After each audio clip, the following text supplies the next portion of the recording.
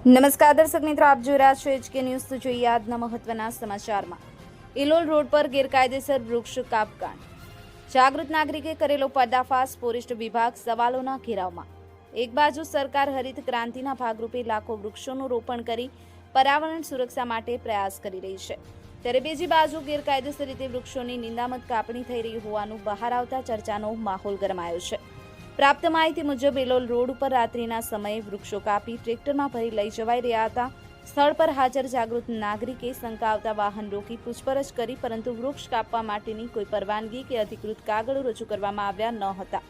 આ ઘટનાને પગલે લોકમુખે ચર્ચાઈ રહ્યું છે કે એક તરફ સરકાર વૃક્ષારોપણ કાર્યક્રમો યોજી રહી છે, જ્યારે બીજી તરફ પર્યાવરણને નુકસાન કરતા આ પ્રકારના ગેરકાયદેસર કૃત્યો સામે સંબંધિત તંત્ર આંખાડા કાન કરી રહ્યું છે.